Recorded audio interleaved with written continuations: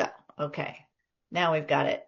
Um, just a little bit about the Train with Trust project before we get started. We are a nonprofit organization. We have recently sent out our holiday fundraising letter, and we've been really pleased for the support that we received through that newsletter. If you want to know more about us and our organization, you can visit us at trainwithtrustproject.org, where you can donate to us if you are enjoying the content that we are producing. And as always, you can take a look on our website that we manage, 24horsebehaviors.org, which has information about all things 24 behaviors. And Dr. Sue, you had an announcement about an upcoming course with Horses Inside Out, who we've referred to in this process as well. Yes, this is called Movement and Behavior, and this is a rerun, but with updates of a course that we ran last year, which was extremely popular.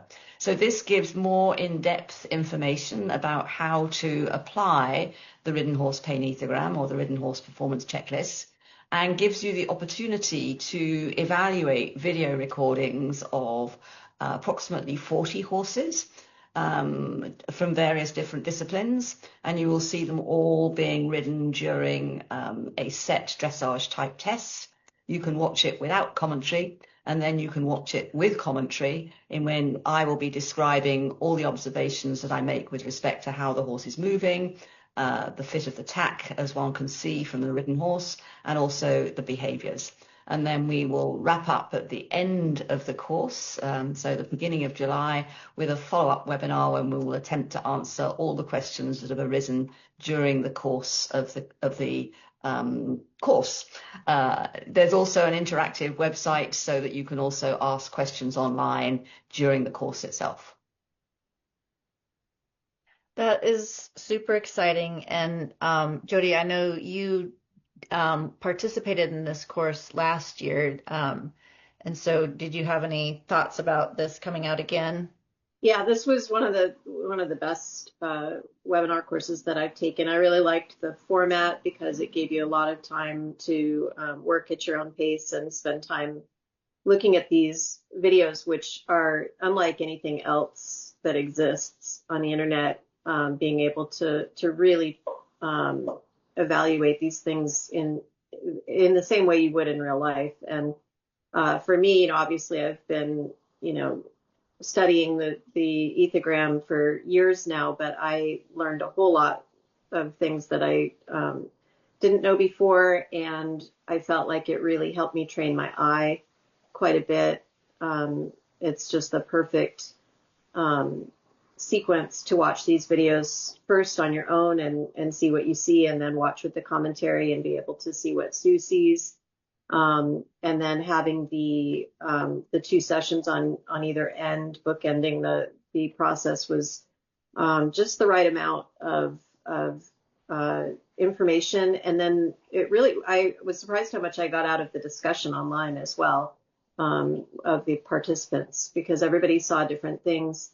And I talk about things that I learned in that course all the time with my clients. I definitely feel like it sharpened my eye and made me more aware of which behaviors are more common and which ones are harder to see. And it's just a really great format. And I'm hoping maybe I can do it again, actually, because I think you can never get enough practice training your eye for these things.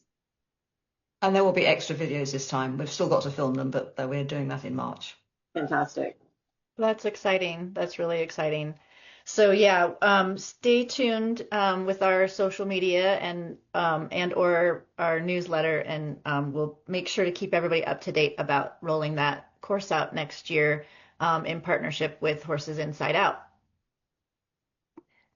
See if I can get my slideshow going here. Okay, so again, circling back to today's discussion, we did talk about this before, and we have a whole library. Today is number 32 of our Facebook Live conversations with Dr. Sue. These are all on our 24 Horse Behaviors blog, so you can access all of those there and look through that library and see which topics might be of interest to you. So we discussed equine ulcers previously, a little bit more detail about the differences between different types of ulcers. So if you have an interest in this, it might be worthwhile for you to go back and check that out. But for today we wanted to take a little bit of a different angle on it, looking at some of the most salient new research that Dr. Dyson wants to share with everybody, and taking a perspective from Jody as a trainer and rider. So I'm going to go ahead and put myself into the background. If you have questions for Dr. Dyson or for Jody, go ahead and post those in the comments. And we'll try to get those answered at the end, and if not, we'll reply to you afterwards. And with that, I am going to sign off and turn things over to Dr. Sue and Jody. Well, first of all, I want to say that I'm not an expert on gastric ulcers, but I am involved in, or have been involved in, 2 research projects that have been investigating ulcers, one of which is still ongoing. And I have had the privilege to speak at a variety of meetings alongside Dr. Ben Sykes, who's a world expert in gastric ulcers. He's based in Australia. And also alongside Dr. Pat Harris, who's also been involved in gastric ulcer related research. So I'm not an expert, but I've had lots of exposure, and certainly from a behavioural point of view, have made many observations myself. But let's start by asking Jody, as both a rider and trainer, what are your clients' perspectives on the clinical symptoms that may be associated with the gastric ulcers? So I think, thinking back over the years, there's certain things that were always associated with ulcers, and then there's certain things that now are more of a more red flag to people these days, now that people have more awareness. I think it's always been understood that poor coat condition or inappetence are signs of possible ulcers. But I think more recently it's evolved to be more performance related symptoms. I think tacking up is a time where people tend to really highlight behavior that they consider signs of ulcers, things like girthiness, ear pinning, or sensitivity to being brushed. Those are really common ones. And then performance-wise, there's a lot of overlap with the 24 behaviors. Bucking and rearing, kicking out is one that I hear a lot. Just general grumpiness. Again, ear pinning is something that people, we chose this picture because I think this is kind of classically what people think of when they think of ulcers. I think biting, a lot of mouthiness, grinding teeth, or bruxism is a really common one. Reluctance to go forward is one that I've been hearing more often. Things like biting at their sides, and then things like swinging their hip away from the mounting block is one that I've heard recently when I've asked people what they think of when they think of ulcers. And then, of course, colicking, that kind of thing, but that's less in the behavior realm and, more in the medical realm. But those are the answers that I got when I sort of told people about what they think of when they think of ulcers. Yeah, I think that would be a pretty typical answer. The problem that we face is that these are so many non-specific types of signs that are seen in horses with all sorts of different problems. And I think that there is an increasing awareness that in the face of most of those clinical signs that you described, we need to be thinking about a whole horse investigation, not just making an assumption, well, the most likely thing is that it has ulcers. So either let's treat it for ulcers using a relatively expensive drug, omeprazole, or let's undergo gastroscopy. And then if ulcers are found, there is an assumption that there is a relationship between those ulcers and the previous clinical signs. And what we wanted to do this evening was to show some results of recent research which throw into doubt some of those assumptions. Let's go to the next slide.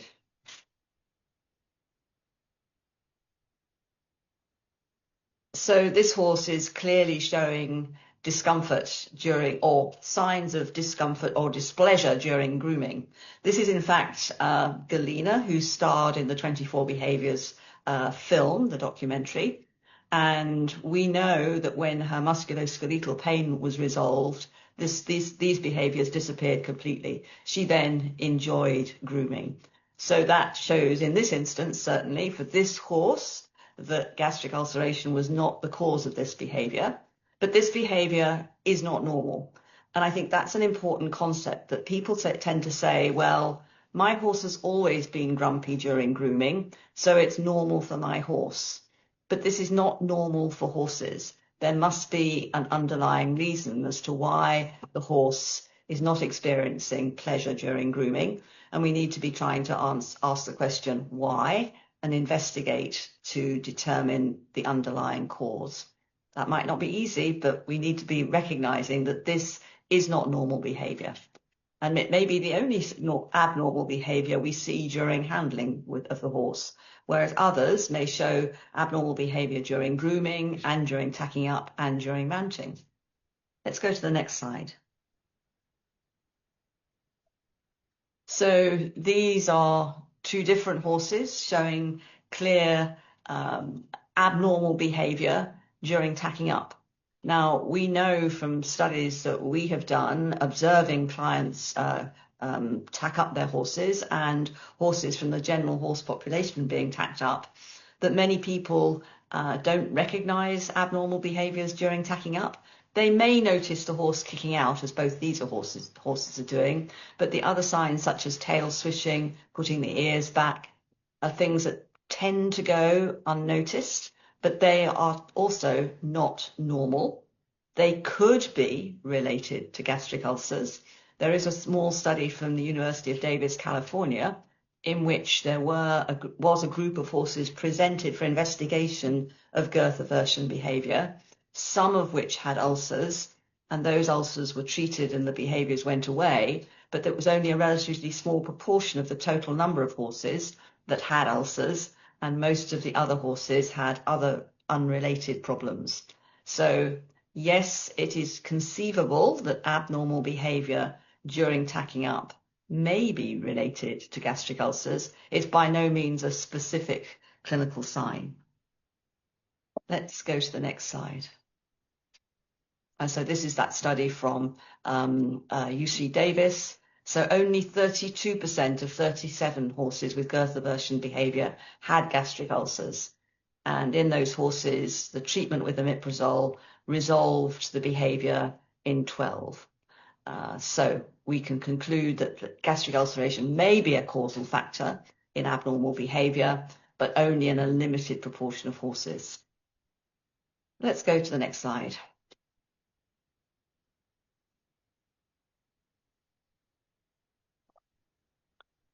So this is the study that I was describing. We looked at 193 horses, which were considered by their owners to be working comfortably.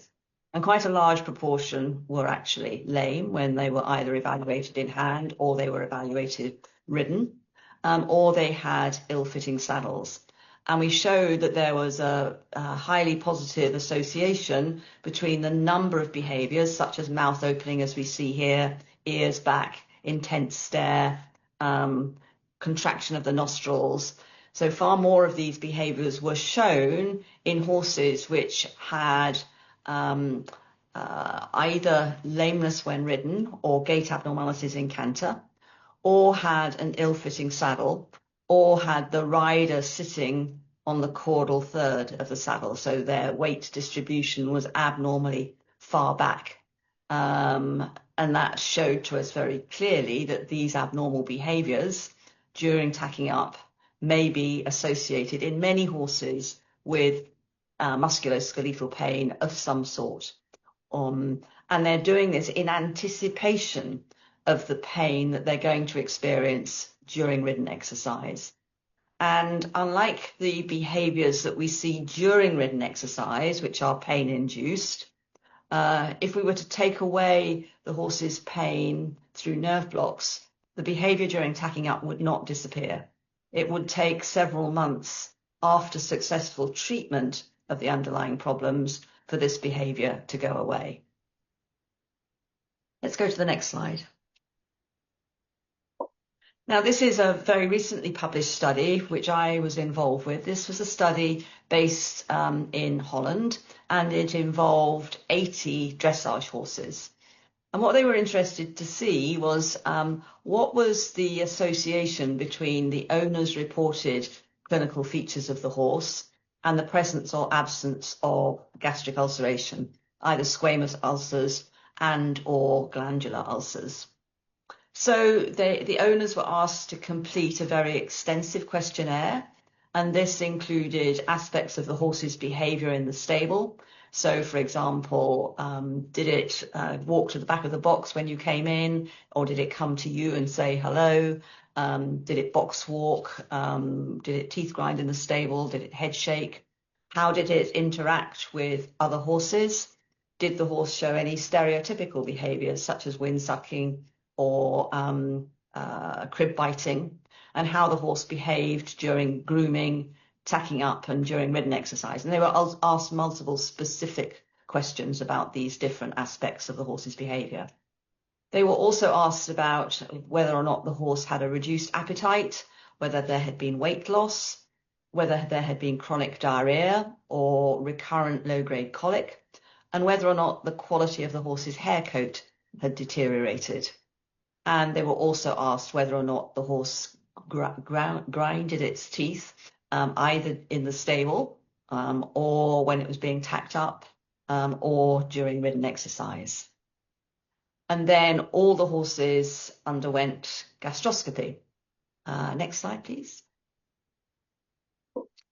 And although all the horses had been suspected by their owners and by some, the referring veterinarian, of having equine gastric ulcer syndrome, there were a proportion, which were called the control horses, which had no gastric ulceration present on gastroscopy. So they finish up, of these 80 horses, 55 had gastric ulcers and 25 were control horses. And then we were able to compare the, using various statistical tests, how good the clinical signs were at predicting whether or not the horse was a gastric ulcer horse or a control horse. And we used terms like sensitivity, specificity, positive predictive value, and negative predictive value, all of which are telling you something about the relationship between each of the clinical features and whether or not the horse had gastric ulcers or was a control horse. And the values for each of these things, sensitivity, specificity, positive predictive value, and negative predictive value, were all low, which means that there was very little correlation between those clinical signs and the presence or absence of gastric ulcers.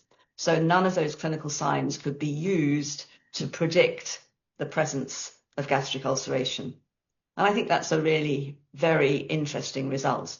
Now, one of the limitations of this study was that they failed to do more comprehensive investigations of the horses because the horses had only been referred for examination of the stomach. They hadn't been admitted for further investigation and did not at that time undergo any further investigation. Ideally, they should obviously have undergone an orthopedic examination, an examination of the mouth and tack fit and everything else.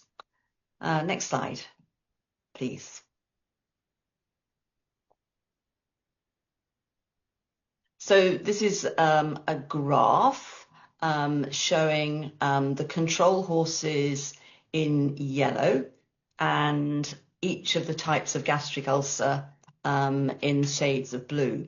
So the dark blue is squamous disease, the pale blue is glandular disease, and the paler blue is a combination of squamous and glandular ulcers. And you can see if you look at recurrent colic at the top, there was actually a larger proportion of the horses without glandular ulcers, which were the controls, that had the recurrent colic compared with the horses with gastric ulceration. Similarly, for teeth grinding, more of the control horses showed teeth grinding than the gastric ulcer horses. The same with chronic diarrhea. Poor coat condition, in that instance, there were a greater number of horses which had the gastric ulceration compared with the control horses. Girth aversion behavior was seen with similar frequency between the two groups. Poor performance was seen more often in the horses which were control horses. Weight loss, however, was seen in a greater proportion of those horses with gastric ulceration. So you can see there's a huge divide, and you can see how non-specific the vast majority of the clinical signs were. And next slide, please.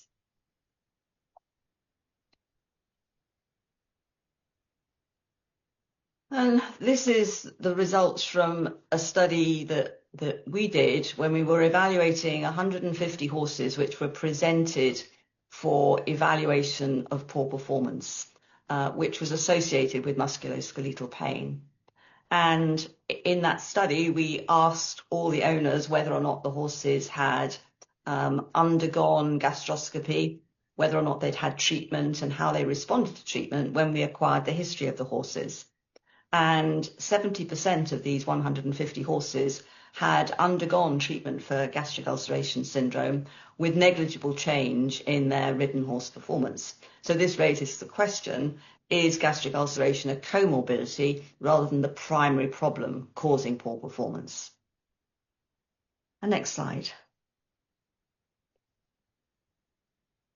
This was a very interesting observational study performed at the University of Pennsylvania, New Bolton Center, by Catherine Torsivia and Sue McDonnell. And they acquired 24-hour CCTV video footage of horses during stabling. And these were horses that were admitted for a variety of different reasons for clinical investigation. What they did show was that the presence of abdominal pain was associated with frequent attention to the front part of the abdomen. So they were either nuzzling the abdomen, swatting at it, nipping, and or just gazing on the abdomen. And then also a proportion of those did this, what we call deep abdominal stretching. So as we see in the line diagram here, the forelimbs being extended and the horse almost bowing down. And that was most often seen either in anticipation of feeding time or when they were either eating or drinking. Next slide. So they had 30 horses, and the video recordings of the horses were evaluated blindly. And of the 30 horses that were evaluated, 24 showed this gastric discomfort behavior that I've just described to you. And this is an example on the left of a horse turning and nibbling at the cranial aspect of the abdomen. And of those 24 horses which showed what they've called gastric discomfort behavior, 21 had gastric ulcers and 3 of them had a gastric impaction. That's in a packing of the stomach with food material which has basically got stuck. And 6 of the 30 horses showed no gastric discomfort behavior, 2 of which had very mild gastric ulceration, and 4 of horses which had no lesions at all. So this tends to suggest that those clinical features which were observed on the 24-hour video footage were potentially of importance with signifying the possibility of gastric discomfort. And as they say, we need to be evaluating more horses to be able to say with any degree of certainty that these are really genuine clinical indicators, but this initial pilot study would suggest that they may be valuable indicators.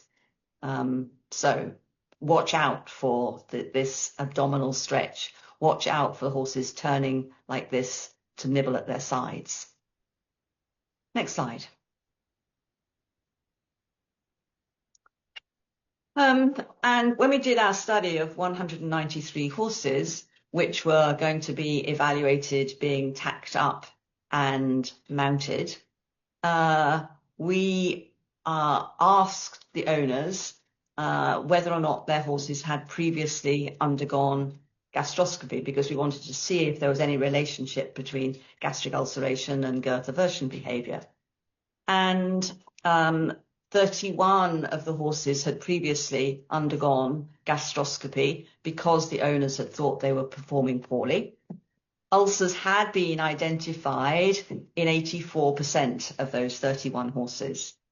And in those horses in which gastric ulcers were identified, only 52% of them showed owner-reported improvement in their performance after treatment. And despite that, the majority of these horses were still lame when they were evaluated during ridden exercise. So this again throws doubt about the association in terms of causal association between gastric ulcers and poor performance, and highlights once again the importance to look at the whole horse, particularly the musculoskeletal system. Next slide. And Ben Sykes, the guru, I think, in the gastric ulcer world, has said that musculoskeletal disease, including poor saddle fit, is a clear cause of aversive behavior. That is, during ridden exercise, showing bad behavior during ridden exercise and during tacking up. And it should be considered the number one differential if a horse's sole presenting complaint is abnormal behavior during riding or tacking up. So we're seeing evidence increasingly from around the world that there is not necessarily a relationship between the presence of gastric ulcers as a causal of poor performance. They may be seen in association with poor performance. They may be secondary to the stress associated with musculoskeletal pain or other aspects of the management of the horse, such as lack of turnout, lack of interaction with other horses, for example. Next slide.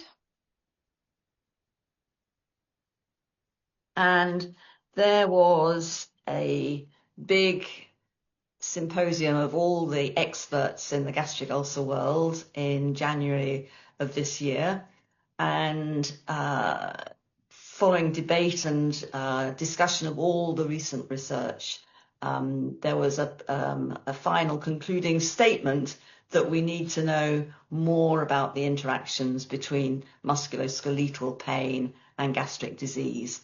We need more information.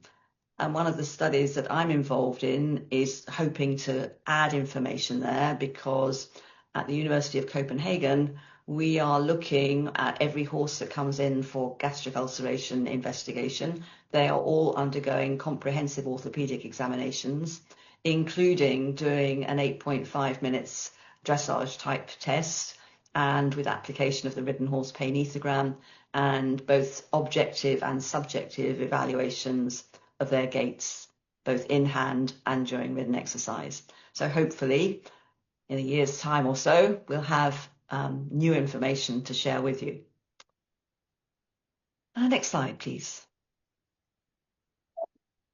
So, Jody, what do you think, in your experience, that are the riders' and trainers' impression of responses to treatment? So I asked some people this question and got a few interesting answers.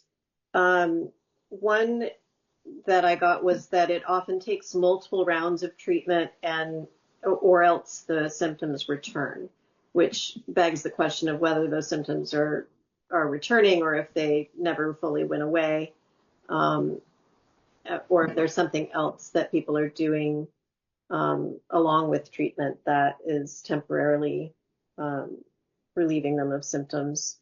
I also got the answer that that it's easier and even more importantly, cheaper to treat for ulcers than it is to get a diagnosis of other kinds of pain. I think people feel somewhat empowered to investigate this themselves by the availability of ulcer drugs that people can get for without even doing a gastroscopy. You can buy it over the counter here, or you can get your vet to give it to you just to try. And so a lot of people see it as a first line trial because at least in the short run, they feel like it's cheaper to do than to go down the rabbit hole of investigating. And I think along with that answer, I got a little bit of sort of subtle hints that it's less scary to people to have a horse with ulcers than it is to have a horse with some sort of musculoskeletal issue. That it feels more treatable than a lot of the other potential things that they could be diagnosed with. I did hear from people that the efficacy depends on what type of ulcer it is. So I think my sample size was probably, I think my sample was of people that are a bit more educated than the average horse owner, that they understand that there are different kinds of ulcers, and that squamous ulcers are more treatable. That seemed to be something that some people understand, not everyone. And also that it depends on the severity of those ulcers. And then the other answer I got, which I think kind of sums up a lot of people's views, was that ulcer treatment is very vibes based, which is a way of sort of summing up what you've said, which is that we don't necessarily know that these symptoms are directly correlated to ulcers, but people feel like they are. And so therefore the efficacy of treatment a lot of times comes down to, well, I feel like he's better. And there's no real definitive answer of whether that was the correct diagnosis or whether the treatment worked. It just felt like something was being done, which I think a lot of times for a horse owner is the best they can do. I think a lot of people do feel like they are at the mercy of their veterinarian's education. And, one of our points that we really try to hit a lot is that veterinarians need to evaluate horses under saddle. And I'm still not hearing from people that is super common. And I think that is related to veterinarians not necessarily being taught how to evaluate horses under saddle. And so if these lameness diagnoses are being missed because they're not showing in a traditional lameness exam, people feel like they're sort of left to their own devices, and this is something that they're able to do. And I think, there's some of these misconceptions are really built on the misconception that people get ulcers from stress, primarily. And I think it says something about how much people assume their horses are constantly stressed. That, it must be ulcers because stress causes ulcers. And of course my horse is stressed. The way we manage them is unnatural. And so therefore, of course they would have ulcers. And you get these headlines of, most horses have ulcers, 90% of, racehorses have ulcers, that kind of thing. And so, it's a very easy conclusion to jump to. Yes, I think in that context, it's important to think about a number of things. First of all, there's always the placebo effect, The owner wants it to get better, and therefore they are going to have a biased attitude, and every little slight improvement they're going to jump on and say, yes, the horse is better. Yeah, that bias is really strengthened when you're spending thousands of dollars on ulcer drugs. Absolutely. Now, I don't know what the price differentials are between the USA, the UK, and elsewhere in the world. Omeprazole in this country is only available by prescription or by the veterinarian. It can't just be bought over the counter, and it is expensive. So if you're just treating on the assumption that the gastric ulcers are the cause, you may in fact be spending quite a lot of money. Ben Sykes would say unquestionably that if the horse has not responded with one treatment, you need to be looking for an alternative diagnosis, without a doubt. And I think it's also important to think about the bioavailability of omeprazole, because the bioavailability is influenced by how much food there is in the stomach. So it's best given very early in the morning, because horses whilst they eat semi-continuously, they tend to have eaten least during the early hours of the morning. So if you give them omeprazole at, say, 6 o'clock in the morning, before they've started eating again, then you're going to get the best bioavailability of the drug. And I think it's also important to recognise that although we know that squamous ulcers are caused by excessive acid within the stomach splashing upwards and effectively burning the squamous mucosa, and that's what's creating the ulcers, the cause of that acid release is different to the stress-related and bacterial involvement that we see in people. It's not the same mechanism. But at the same time, we have to think also that there are some preventative measures that we can take. So, for example, the hydrochloric acid is produced at the base of the stomach, the lower part of the stomach. And if you feed the horse a small amount of hay before its exercise, that hay will be in the stomach. It will form a mat in the bottom of the stomach and will effectively stop acid splashing up into the upper parts of the stomach, where the squamous mucosa is at risk of those acid-related burns. So there are some management things that we can do to minimize the risk of the gastric acid splashing. We also know that that horses are naturally eating forage. They're eating hay, they're eating grass, and the more fibrous that food is, the more they chew, and the more saliva is produced, and the more saliva that goes down into the stomach, the saliva is effectively going to neutralize the acid, so that saliva production going down into the stomach is a way of reducing the acidity in the stomach and therefore reducing the risks of gastric ulceration. So there are all these little management tips that I think are hugely important if we believe that we're trying to treat gastric ulceration, and also as a preventative measure. And Ben Sykes will tell you that his children have event ponies and horses, and they have to travel very long distances in Australia to go to events. So they may be on a truck for 6 hours to get to the event and on a truck back. So that's a pretty stressful thing. And then they're going out and competing, and they're doing all the work ahead of that to compete. His horses do not have gastric ulceration. He's absolutely sure that he manages those horses, despite them undergoing stress, by managing their diet, by feeding them ahead of exercise, by making sure that they have plenty of turnout, making sure that they can interact with each other, so that they can, for example, do wither scratches with each other. So he's doing everything that he can from a management perspective to minimize gastric ulceration, and is effective in doing so. So this, certainly from a squamous point of view, those ulcers are potentially preventable. And we know that the glandular ulcers are probably more related to stress than what they're being fed.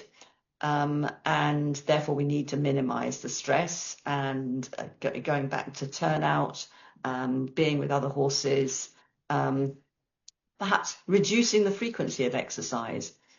He's suggesting that we should give the horses more days off, or more days when they're just doing completely non-stress related work. So a maximum of 3 to 4 days in an arena, and the rest of the time spent hacking out low stress work. And obviously keeping on top of any lameness problems or any oral related problems. So let's just go to the next slide, because this is going back to the study of the 80 horses, the dressage horses in Holland. And remember, 55 of them had gastric ulceration, of which 19 horses were available for repeat gastroscopy. Now, we know that gastric ulcers can recur very rapidly after cessation of treatment with omeprazole. So these horses were evaluated immediately after ending the omeprazole treatment. And the owners, again, had to complete the questionnaire describing their horses' behaviours and performances. And there was very poor agreement between the recognition of a change in the horse's performance and whether or not the gastric ulcers had resolved or not. So again, this was showing that there was a poor relationship between the presence or absence of gastric ulceration and the horse's performance. So omeprazole is not necessarily the cure-all with respect to performance. And I think that's a very important take-home message. What else? I just wanted to say that, your point about all of the things that people can do to manage ulcers in the way that they, and pointing out that, Ben Sykes's own horses don't have ulcers. I think, as I said before, I think people jump to the treatment because it feels empowering that they're able to do something, and that their veterinarians are on board with them doing something. And I think, we started the Train with Trust project in order to share information more widely like this, because it can be confusing. We're told, we should slow feed and horses should always have food in front of them. But then, as you said, treating for ulcers, it's important that for the drug to be bioavailable, that there is no food in the stomach. And so it's important to really understand the intricacies of the way that these things work. And at the same time, you are empowered if you understand the importance of a certain kind of work schedule, a certain kind of feeding schedule, certain types of feed, and then how you can reduce stress in your horse's environment. We emphasize, the Friends, Forage, and Freedom, which the freedom is turnout, but it's also, part of the turnout is the social aspect, the friends aspect. Part of it is the activity aspect. It's not just put your horse in a larger enclosure. It is, how is your horse budgeting their time? Are they eating as much as they should be eating? Are they socializing as much as they should be socializing? Are they problem solving? Do they have choice of activities? Do they have the freedom to control their environment in some way? Because that's an intricate part of a horse's inner life that we are really trying to help people understand. I think historically we haven't really thought about what's going on in the horse's mind. We've thought about their physical function and what they can do for us. And I think the horse world is definitely shifting in that way. And it's really the core of our mission is to make people feel empowered, that they can make these changes and manage their horses, even if they're stabled, even if they're not, out in pasture. There are lots of ways that you can reduce their odds of developing ulcers. Saddle fit, monitoring their body language. All of these things are so important, and it's really it can be challenging for people to get clear information, which is what we're trying to share. I think there are two points that came to mind as you were talking. One was that we know something about the feeding behavior of horses during the night.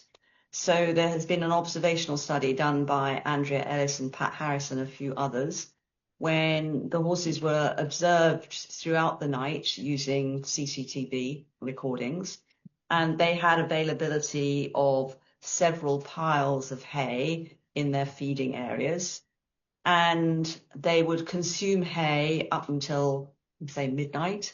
But then those early hours of the morning, they did not consume much hay. So that's why, if we're going to give omeprazole, they will have naturally eaten less in those early hours of the morning. So that's a natural pattern of feeding. The other thing, which I think is an interesting comment that Ben Sykes made, because he was doing some serial evaluations of racehorses in training, and the horses were being reevaluated at periodic intervals. And some horses, despite some management changes, had persistent ulcers. And then they realized that despite the availability of hay for these horses, they actually weren't consuming that hay. And so it's really important that you think not just providing it, but are they eating it? And if they're not eating it, why are they not eating it? Is it a poor batch of hay? And also with respect to prevention, we glibly say they should have forage available. So hay should be available. But the nature of hay, its physical characteristics, how much chewing is required, is going to vary dependent upon the type of grass from which that hay was actually made. So some grasses produce very soft hay, which the horses don't have to chew very much. So that's not going to be as beneficial as some what might appear much coarser hay, but actually that's better because it's going to induce more chewing. And one of the things that Ben Sykes uses is some really, really coarse stuff that some people have said, oh, why ever are you feeding that? Because that's not going to be of much nutritional value. It doesn't really matter about the nutritional value. It's the fact that it's inducing chewing and production of saliva, and that saliva is just so important for reducing the acidity of the stomach contents. Mm-hmm. Yeah, very important to consider when a horse is, maybe having issues with weight, that it doesn't have to be caloric, or, if a horse has reduced their workload, whether it's because you're trying to manage them better or whether it's because they do have lameness, that I think a lot of people jump to reducing their caloric intake because one of the headlines that people have, noticed is the correlation between horses being overweight and lameness issues. And so there's a dance that happens where it's, important to feed enough, but also not feed too much, but also feed the right thing. And again, it's, sometimes this information can be contradictory or overwhelming, and hopefully we're trying to clarify that. Yes, and I think with respect to the basic diet, for the horses which are being exercised more strenuously, we obviously need to provide sufficient energy, but we have to think about the fact, well, we don't want excessive high calorific value foods for the horse with squamous ulcers. So maybe we need to think about substituting some degree of oils as an energy source rather than just from the concentrate feed. So all of these are important factors to consider. Yeah, it's like you have to become a nutritionist and a orthopedist and a researcher all on your own. So hopefully we can provide the highlights and be a trusted source of that information. I remember years ago there was a book that came out called Zebras Don't Get Ulcers. And that it was a self-help book about how, humans get ulcers because they're stressed all the time. And it's sort of low-grade stress, and zebras don't because they have fight or flight, and once their stress is over, then they're done. And clearly these people had never met a zebra. But, the thing that immediately occurred to me was, who is scoping wild zebras? Nobody's scoping wild. Maybe there's a few necropsies, but there's not a lot of gastroscopy going on zebras. And it turned out that they were wrong. Zebras do get ulcers, and feral horses get ulcers as well. I'm sorry, my dog is barking. Yeah, I think it's also important to recognize that, for example, there was a study done in Iceland looking at Icelandic horses which are living out all the year round, and some of them were not being worked at any time at all, and yet there was a high proportion of gastric ulcers. And so stress is not the simple answer. And we also have to remember that not all stress is evil. Right. We all cope with some level of stress. Excessive stress is bad, but some stress is a natural part of living for horses, for people. So we mustn't go overboard, I don't think. But we must be cognizant of the stacking effect of multiple different stressors that we might inflict on a horse under certain circumstances. Yes. So I think we all need to review and think about what are the potential stressors that we are putting in front of our horse, and how can we reduce at least some of those. Yeah, that's a really great point. I say that all the time to clients, that not all stress is bad. And if we shield our horses, I think that is actually a major issue in modern stable management, is in particularly in show barns, people try to shield their horses from all kinds of stress, and get upset if anyone, causes any kind of stress. And horses can't learn to cope with stress if they never experience it. And so you really need to look at what types of stress are happening, and is it manageable? Are they coping? And if not, can you take steps to help them cope, or reduce the number of triggering effects? And it really is, when you start going down that rabbit hole, I think it is very empowering to understand that we have a lot of control over their environment, and we can make a lot of changes that do allow them to feel like they're in control. Yep. Well, I think we've probably got to a wrap-up time. Yeah. And I guess our take-home messages are that don't assume that all behavioural abnormalities are the result of stress. Let's just go back to this slide, because I think this is a good slide. So we've got, again, this is the horses that we saw after treatment. So after treatment, we've still got this group of horses which are got no clinical signs and no equine gastric ulcer syndrome, but we've still also got horses with poor performance, despite the fact that they've got no ulcers. So this just reinforces what we've said before. I'm really struck by the numbers of horses with girth aversion, and it really makes me wonder if there's more to be discussed on that topic, other than just saddle fit and ulcers and lameness. That if you don't hear a lot of people talk about the effects of the girth on it. Absolutely. And I would think, when I look at different horses being tacked up and look at the different girths that people are using, how to what extent they're tightening, I think there tends to be an over tightening tendency, which can't be very comfortable for the horse. So yes, I think that we need probably to look more closely at the girths themselves, their position, the materials from which they're made, the width of the girth, and how forces are dissipated, which I think must have a role. Yeah, I'm starting to see some newfangled styles of girths, and it's very much like the conversations we've had about bits versus bitless, or nose bands, because any kind of evidence that you can find is usually supplied by the people that make the girth. And so I would be fascinated to see more research, unbiased research on the different types of girths and Yeah. how to use them. Maybe a topic for another day. Yeah.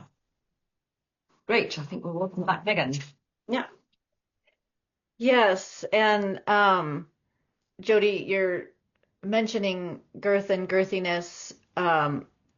If people do want to learn a little bit more about that, Dr. Dyson did write up an article that's available on our blog about girthiness. And yeah, it does seem like it would be a good topic for us to look into further, and brings up the idea of our upcoming Facebook Live as well. So first of all, I want to point out that coming up is, or just released a couple of days ago, is the most recent bonus footage from the film Horses and the Science of Harmony, which if you haven't checked that out, it's available for free on YouTube by the same filmmaker who produced the 24 Behaviors of the Ridden Horse in Pain, Shifting the Paradigm of How We See Lameness film, which featured Dr. Sue and Galena. And was it last year that Horses in the Science of Harmony came out? Yeah. Yeah. It won which awards at the EGUS International Film Festival? Oh, it won the award for the best international educational film and for the best director for an educational film. Awesome. Very exciting. Yeah. Yes. Yeah. So, Kath Lauritsen has been releasing bonus footage. There are multiple topics available on YouTube if you check that out and follow that film and the bonus footage. The most recent one released a couple of days ago is Horses and the Science of Acoustic Ear Covers. And I just watched it quickly this morning to be advised of what was going on in there. And as with so many things, we need more studies, but there is evidence on various aspects of using these acoustic ear covers. And Jody and I doing our behavior consultations, and we've heard Dr. Sue have the same answer. So very often the answer is, it depends. But our next topic, so be sure to check out, I will put the bonus footage link in the comments here when we're finished. So be sure to check that out. But our next topic, and why this dovetails with the discussion of girths and various girth products, is our plan next month, the first topic of 2026 in January. We're going to talk about marketing and evidence. So there are so many products out there, and many of them helpful under the right circumstances, many with not really good quality studies substantiating them. And who better than Dr. Sue Dyson to help us wade through these ideas. And Jody, with your so many years of experience, also in a really good position of expertise of having seen many horses and many products over the years. So helping people, again, become empowered. There are so many products out there which can be helpful and could be a waste of money, and helping people figure out how to thread that needle will be our next discussion. So be sure to tune in again. It'll be Thursday, January 15th at our usual time. And with that, we'll go ahead and wrap that up. We did have we had one question in the comments I wanted to jump to, didn't want to forget about that. And now I'm seeing another one popped up. So there was one person, Dr. Sue, who asked, were any of the horses tested for tapeworm burdens using the Equisal test? And I'm not sure which study specifically they're referring to, but they certainly were not in the Dutch study. And they were not in the University of Pennsylvania study. Okay. And then one that came up just now, let me check into this one. Did you see more statistical relevance when you stacked 2 to 4 clinical signs? And they give in parentheses example of girth plus diarrhea, for example, which had a higher correlation to gastric ulcers? The simple answer is we didn't test everything because it gets to be very complicated from a statistical point of view. So we did look at batteries of groups of behaviors, which didn't help us. But we didn't test every single possible combination, which would have been absolutely impossible to do. Right, right. Good. It's very helpful to get a look at the science and how it's done and how studies are designed and why it is so important to have multiple studies and different approaches and solid approaches to getting all of this evidence. So thank you so much for that.